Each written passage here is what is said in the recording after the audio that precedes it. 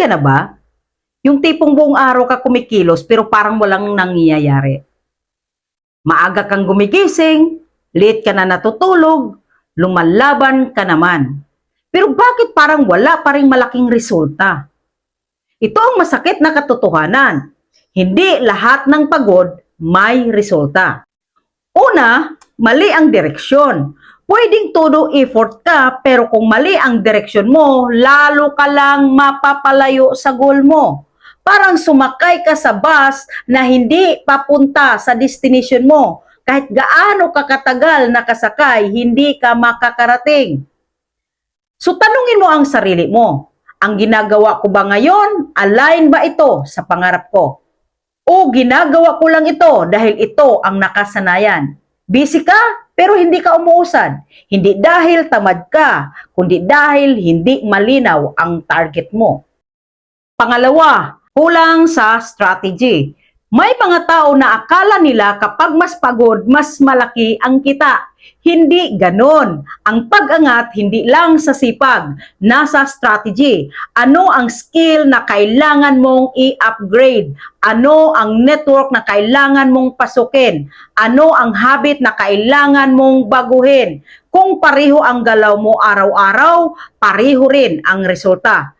Growth is not accidental, it is designed. Pangatlo, mali ang focus. Minsan pagod ka pero ang totoo, pagod ka sa maling bagay. Pagod ka sa kakaisip sa opinyon ng iba, pagod ka sa kakukumpara sa ibang tao, pagod ka sa kakareklamo. Imbes na maubos ang energy mo sa growth, naubos sa negativity. Ang focus mo dapat nasa improvement, hindi sa impressing people. Remember this, hindi ka yayaman sa pagkuha ng validation, yayaman ka sa pag-create ng value. Pang-apat, hindi ka nag-a-adjust. Ang buhay nagbabago, ang market nagbabago, ang opportunity nagbabago. Ikaw ba, nagbabago ka rin?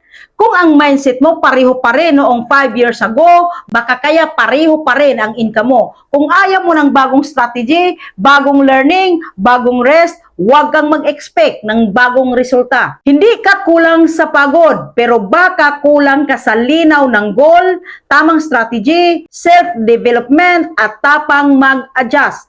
Ang pagod, hindi sukatan ng progress. May mga taong pagod pero paikot-ikot lang. May mga taong focus at mabilis umangat.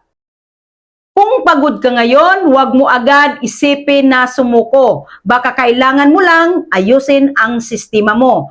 Ayusin ang direksyon, ayusin ang mindset, ayusin ang circle mo, ayusin ang focus mo. At tandaan mo ito, mas mabuti ang pagod na may patutunguhan kaysa pagod na walang malinaw na direksyon.